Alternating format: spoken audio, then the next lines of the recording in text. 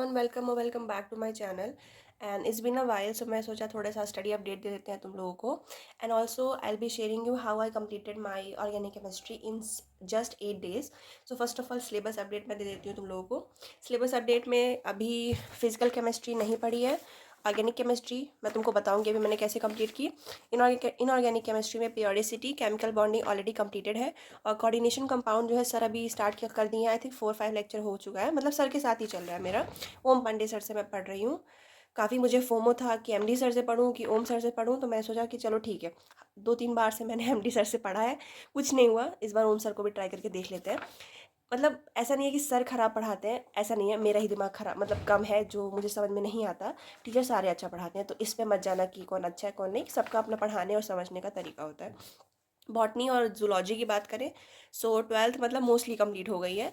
And molecular basis of inheritance में थोड़ा सा बचा हुआ है, अदरवाइज 12th कंप्लीट है मेरी बायो की।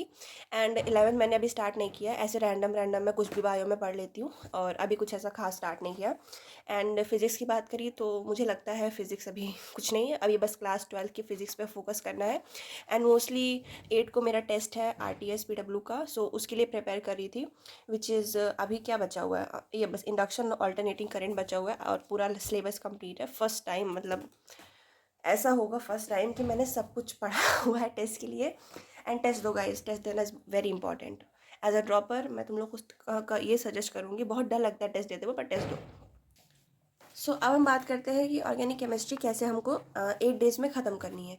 सो देखो, ऑर्गेनिक केमिस्ट्री मैं ये नहीं सजेस्ट करूँगी कि तुम जो है लॉन्ग लेक्चर्स देखो। अब इस टाइम पे हमें सिर्फ वन शॉट से ख़त्म करना है। सो फॉर वन शॉट हमारे पास दो ऑप्शन है।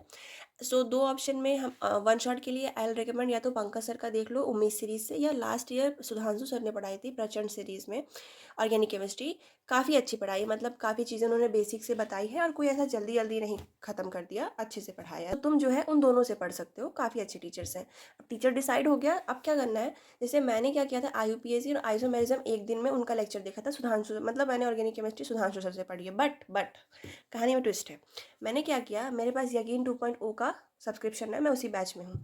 सो मैंने क्या किया, मैंने IUPAC पढ़ा, फिर IUPAC के सर का डिटेल लेक्चर मैंने वन शॉट वाला देखा, अच्छे से देखा, फिर सर की जो उसमें DPP थी वो लगाई।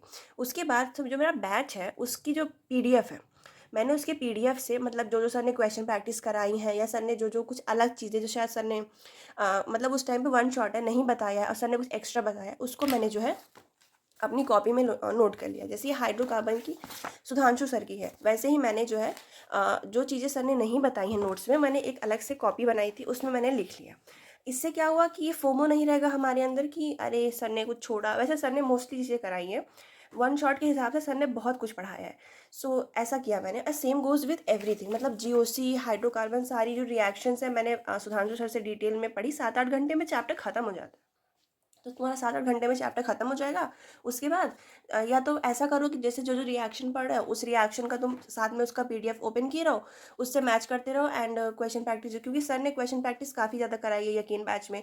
और ऑब्वियस सी बात है, प्रचंड series is a one shot video वहाँ पे रहेगा, तो सर उतना मतलब क्वेश्चन प्रैक्टिस नहीं कराएंगे। वो कर लो एंड फिर उसके बाद तुम बस रिवाइज करते जाओ, तुम्हारा चैप्टर बहुत अच्छे से कवर हो जाएगा।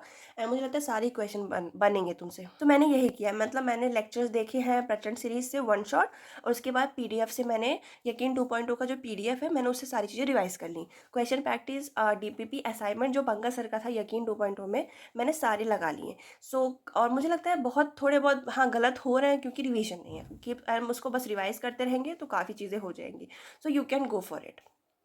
सो यही मेरा ऑर्गेनिक केमिस्ट्री का प्लान था, इसी वजह से मतलब 7 days में मेरी पूरी ऑर्गेनिक केमिस्ट्री ख़त्म हो गई। एंड यही चीज़ मैं जो है अपना सेम प्लान मैं जो है फिजिकल केमिस्ट्री के लिए भी लगाऊंगी, क्योंकि फिजिकल केमिस्ट्री में तो प्रचंड सीरीज़ में सुधांशु सर ने पढ़ाया है और बैच में भी पढ़ाया है, तो कंटेंट मोस्टली सेम है।